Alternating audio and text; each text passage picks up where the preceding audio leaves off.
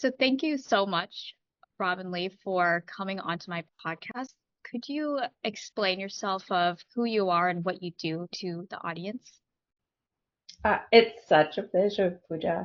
I'm Robyn-Lee Samuels. I'm a Cape Town-based social media manager, LinkedIn marketing consultant, and I have three loves in my life. It's writing, coffee, and books.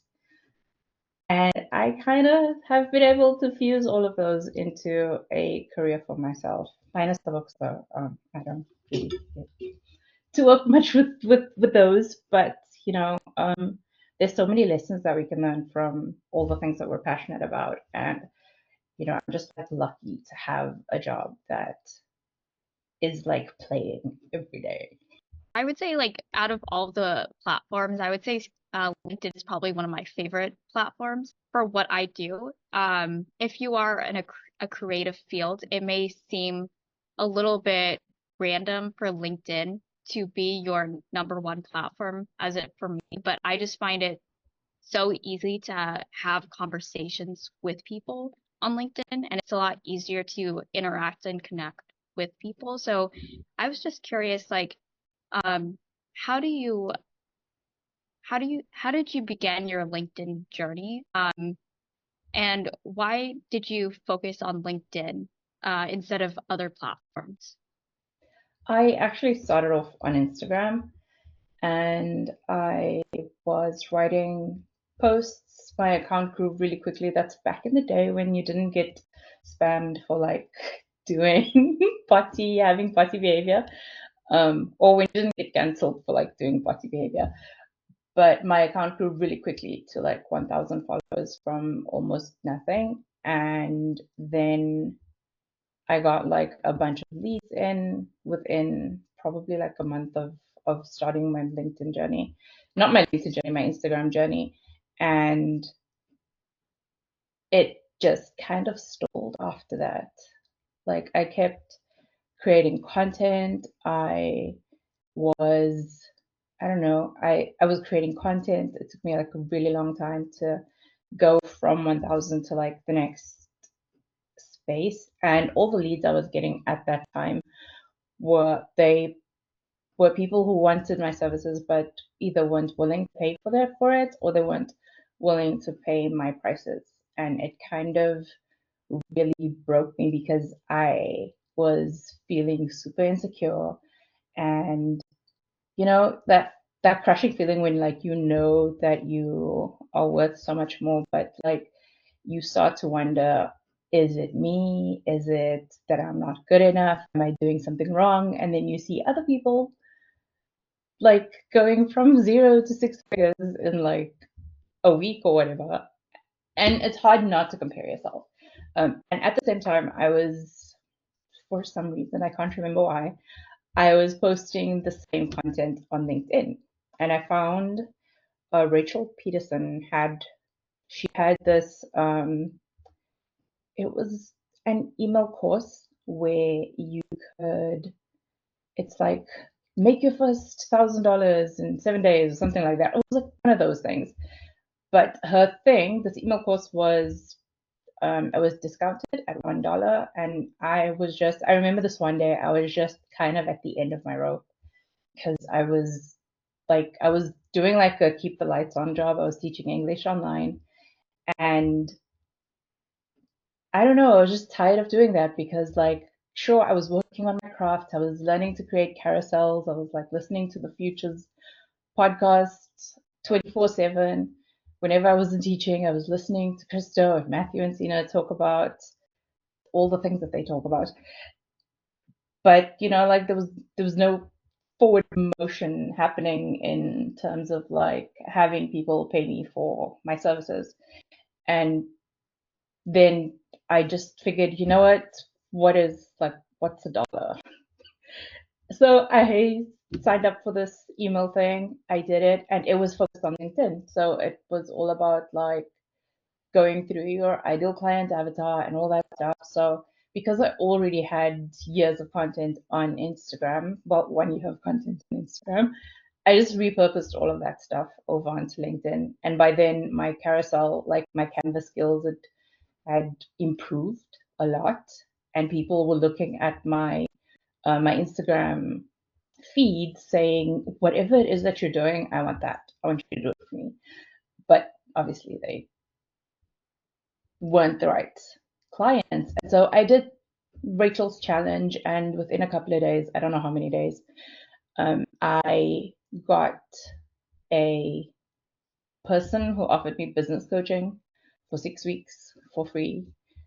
And I got my first client. It wasn't what I wanted, but it was something when I had nothing. And from that moment onwards, I was hooked on LinkedIn, and I've dabbled in Instagram. Like, my heart's been in two places about Instagram and LinkedIn for a while, but I think at some point I was like, this place, Instagram, is giving me nothing. And that was back when people were growing really fast on Instagram, before the algorithm was what it is now. And LinkedIn was just so generous with the algorithm. And I found a space there. I have a community there. All my clients find me on LinkedIn. And I've been able to meet wonderful people like you and like other pro group members and people from um, just my community, and being able to like people that you don't know from anywhere popping up in your comment section saying, like, this post you sent me today, it was exactly what I needed to just get through to the next part, like to just make it one more step. And it's been so rewarding for me as a creative and in my career. Like, LinkedIn is amazing. It's behind all the other platforms, but it's amazing. Yeah, I think that's one of the reasons. I think we actually met on LinkedIn because I saw one of your posts. But and by the way, I love the way that you design your carousels. I always like am so interested in like seeing what you like to post. So I was just curious, like when it comes to like creating content on LinkedIn, there's so many ways to go about creating content. What would you say is if someone's just starting out, how would you like Yeah. tell them what type of posts should they be creating on LinkedIn? Uh, with people just starting out, I typically go with something Seth Godin always says. Like, he's been writing a blog a day for since blogs were invented, and he says that writing content is this big piece of thing that you have to do. It's like this big accomplishment you have to do in your day. But if you just tell people to make an observation and write about it, then that kind of takes a bit of that pressure away. And to do that for 100 days. And 100 days can be 100 consecutive days. It can be 100 days over a year. Whatever that looks like to you.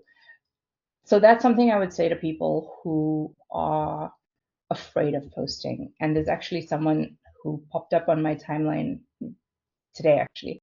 And when I last spoke with her, she was afraid of posting. And that was my advice to her, is just, it doesn't have to be fancy. Just observe something about the day. Document is something else that, like, some content creators would give that advice. Documenting instead of creating. Gary Vee says that. He says document instead of create. That's something else. If you don't know what to post, just talk about whatever it is you're doing that day. And that will get you into the habit of just posting. And then once you're able to post, once you have like an archive, then you can go back and look at your data and see, what did I like posting? Because at the end of the day, you have to still create the content. So what did you like posting? And then what did your audience like?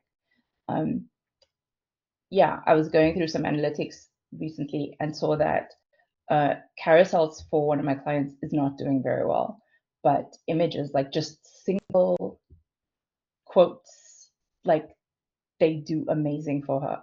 And that is, that's something that you can only say once you have enough, like, of an archive to be able to look back and see and go and look at it more analytically. For someone who wants to do it, if because like they're wanting to promote their work or something like that, or if it's a business person and they want to market their services or not permission, position themselves in the space, then I usually advise them to do three things, to talk about three things: who they are, what they do, and how they do it. And if they want to, they can add in a story about why. You know, why should people care? Why do you care? How would be like, how do you help clients?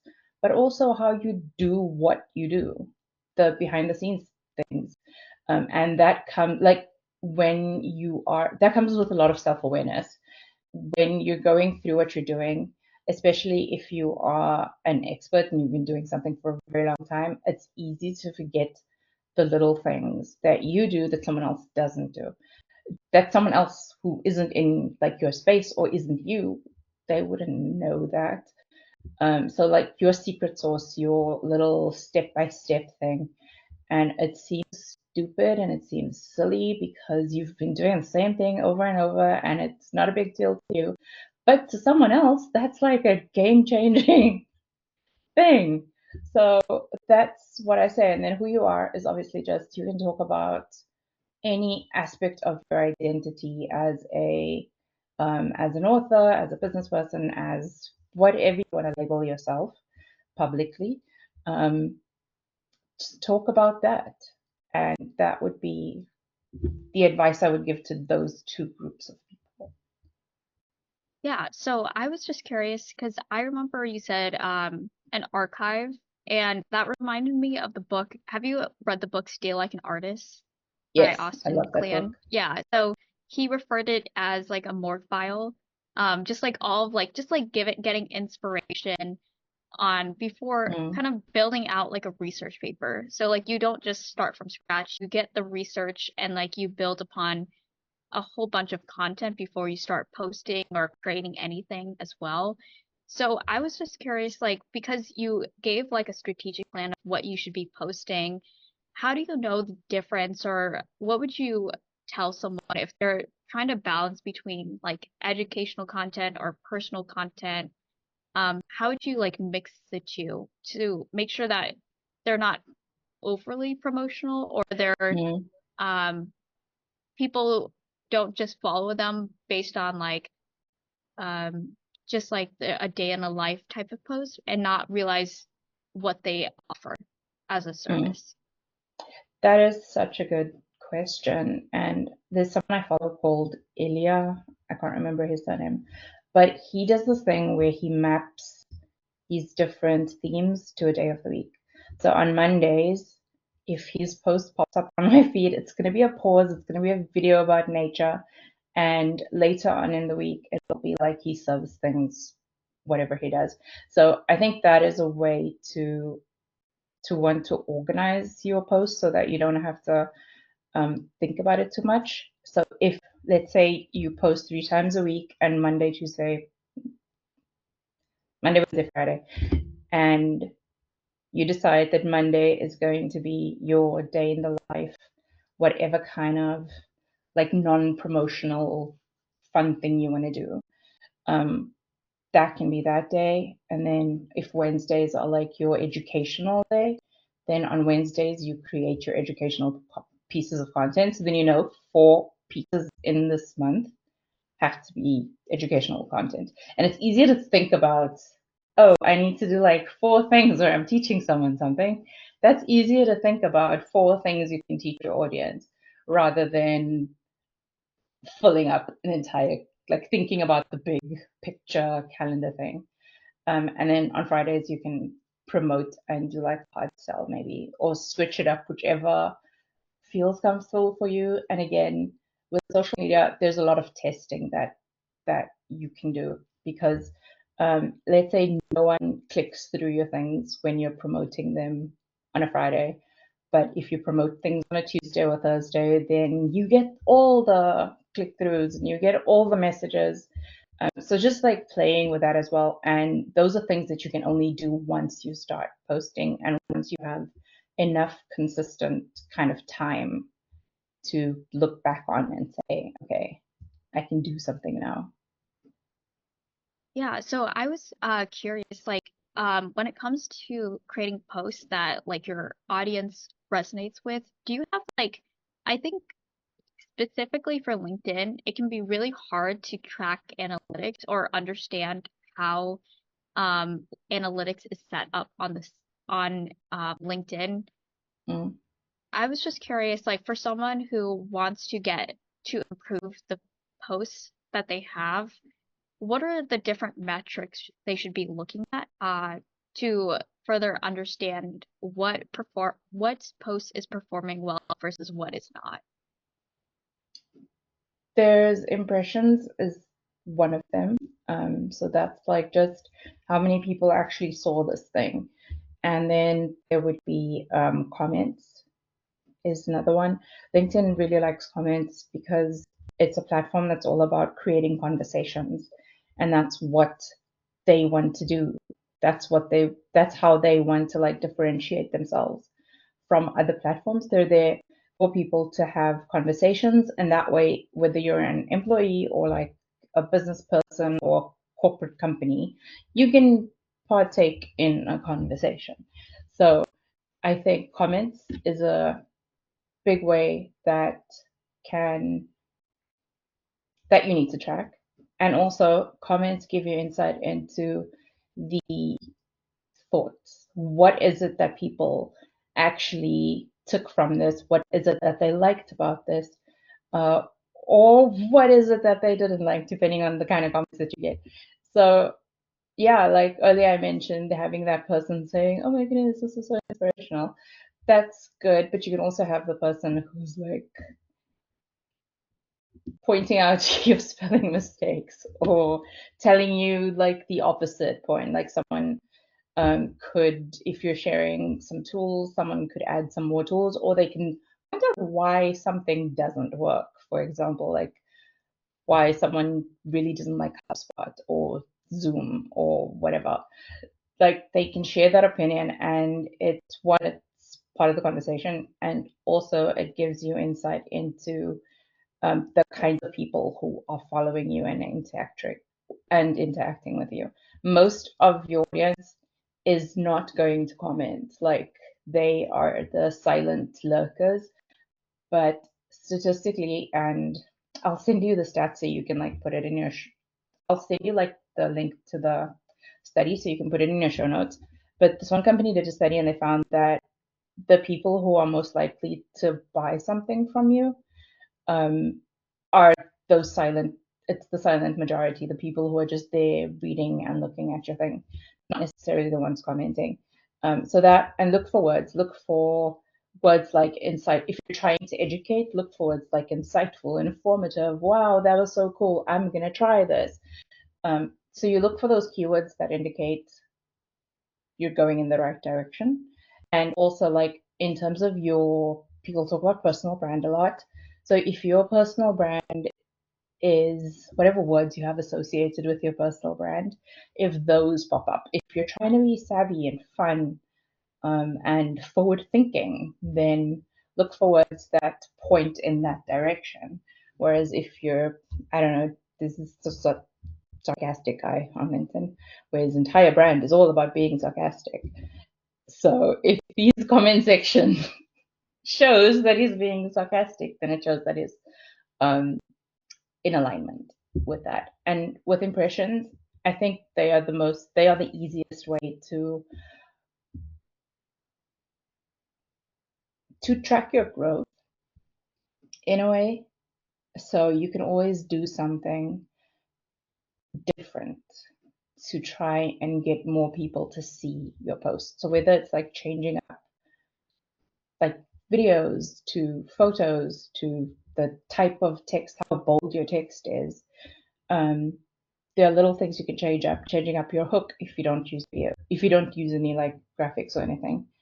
That can be a way for you to like make one change and see, oh, that those impressions are better. Something I've been doing lately is with my articles, I check the stats within the first 30 minutes to see how many views the article gets in 30 minutes.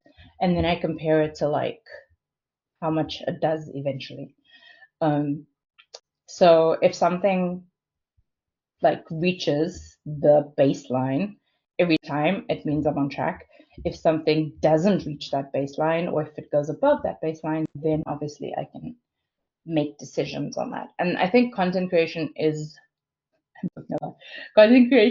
mostly about making decisions, and it's like 10% about the actual content. Um, and everything else is about making decisions based on the feedback you get from that content.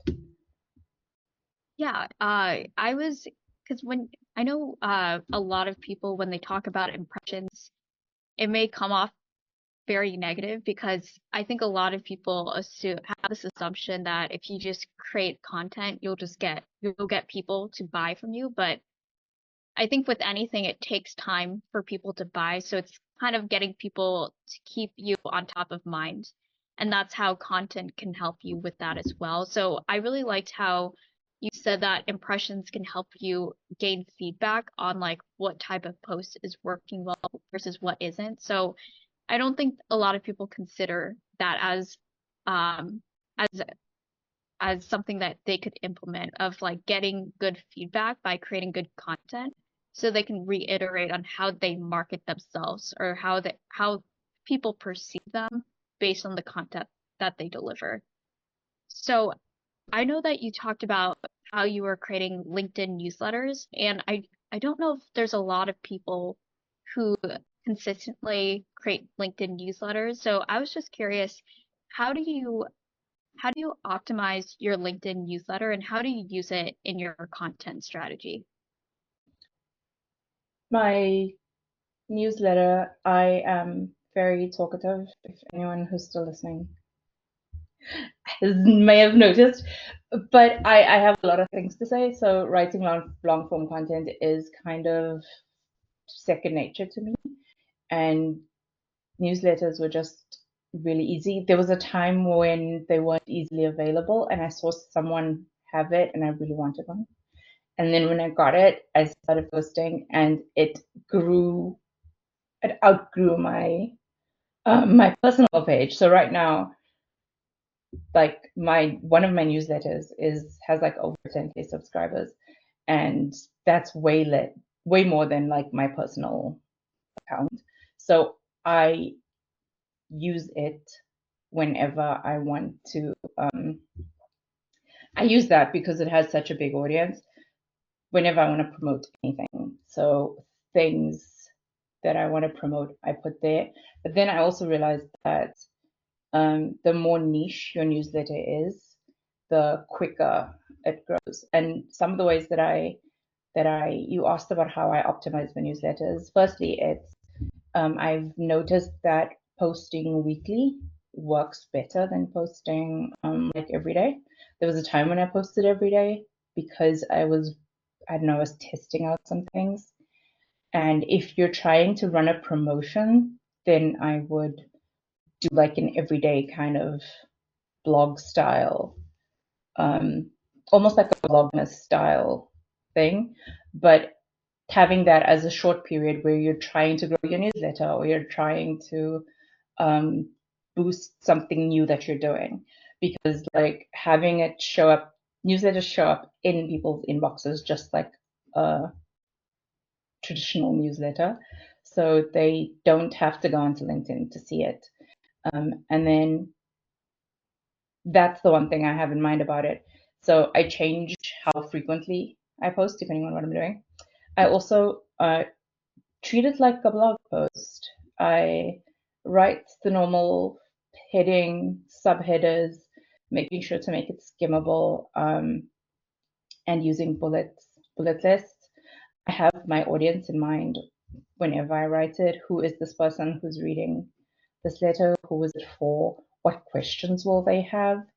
And kind of engage with my readers while I'm writing it. So sometimes I will make, like today, for example, I posted something where I talked about my 5 favorite tools. And sometimes, I didn't do it in this case, but sometimes I might talk about one tool. And like, let's say I'm talking about Grammarly. and I would hear like an audience member's voice, like, but isn't it like overhyped? Or why would you use that if you can da, da, da, da? Or if you're a writer, you shouldn't be relying on such things as family. See, whatever the trolls might say, like I have those voice, and then I kind of engage in that conversation in the text, which I think my readers appreciate. I don't know, but it's fun for me to write it. And then I also like with LinkedIn newsletters, you can set it up for SEO. So I take the title and then I use like a meta title, a meta description for all my newsletters, and you have an image. You can even embed things like you can embed YouTube videos, you can embed a podcast into your newsletter. And yeah, those are nice things. So it's a nice way to kind of promote other things that you're doing.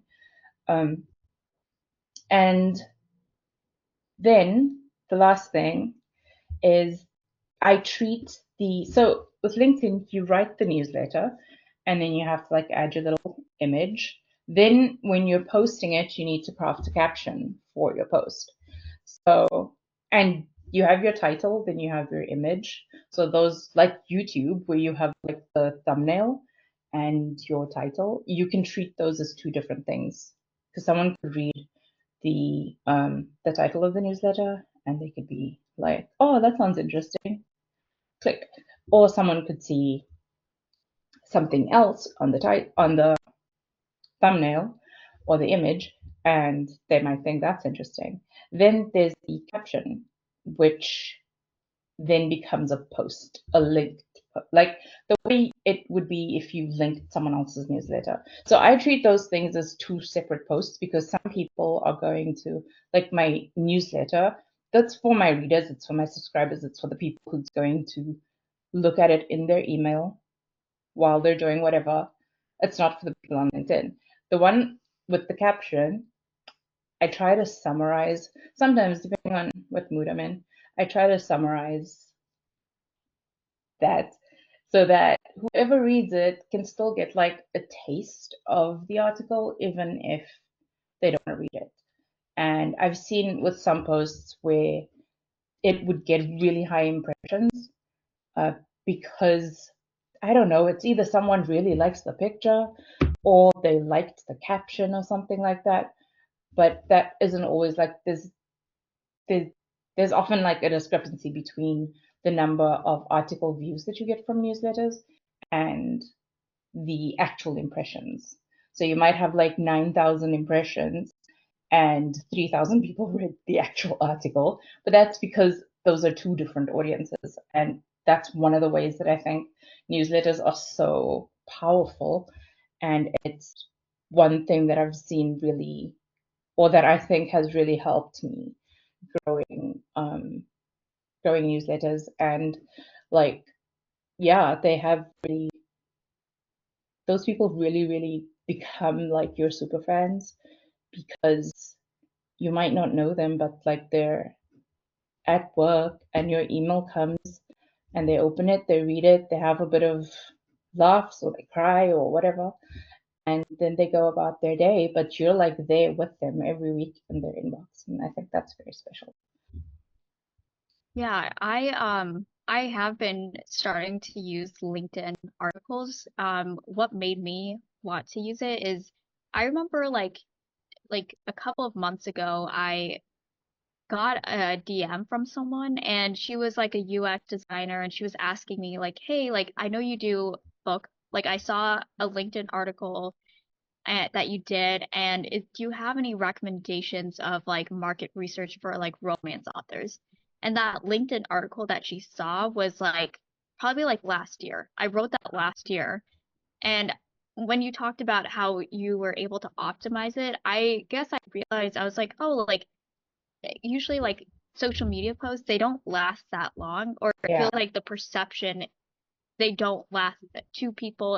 It seems like the it the post doesn't last that long, but I would say I would disagree when it comes to LinkedIn articles or newsletters. Um, they tend to help with SEO, and it does become searchable with people, Mm. especially if you are in like a unique niche. So I was curious when it comes to like specifically for authors, and I know you talked about in your LinkedIn newsletter, if you're planning on doing it daily, you could easily do it for like promotional material. I was just curious when it comes to LinkedIn as a whole, like how would the author be able to utilize LinkedIn to promote their book? So there's this one South African author who I think has been doing a very great job at just promoting um, his book. He made this coffee table book, and it is kind of part of like a whole package deal. You cannot buy just the book. You can only buy it from his website. He's like an indie author, self-published, all that jazz. You can only buy it from his website, and it comes with like this mug and a pen, and everything is branded. His car is branded. Like, so he shares stories on LinkedIn, and sometimes the stories have to do with his book, sometimes it doesn't. And then he also talks about the journey leading up to it. So kind of like Austin Kleon, where during lockdown he made these mini zines and then he would like post them every day. So he did like a daily little doodle thing in the form of like a little magazine. So this guy, his name is Katleho, he does something similar. So the things that are eventually going to be in his book, he starts off on LinkedIn. So he's writing and testing his stories on LinkedIn with the graphics and everything. And then when it's time to compile his book, he knows which stories he's going to tell. He knows which ones he needs to, like, he's had time to think about them so he can edit them and improve them. And with I think he got like a graphic and illustrator to just do all of that. And then also like the behind the scenes. You can talk about the behind the scenes. I think people try to put LinkedIn in this box, but it's actually a lot like other platforms such as like YouTube. I try to compare it to YouTube. Yeah, because like if you look at what booktubers do or authors on YouTube do, how they market their book is they make content about how they are going through the process of writing the book. They tell you, like, they have reveals about covers when they're doing promos. They share all of that. They share all of that on YouTube. Um, and the same with authors on Instagram as well. So with LinkedIn, it's the same thing. It's just because it's so business focused.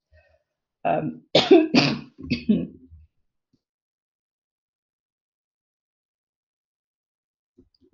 so people try to box LinkedIn. Sorry about that.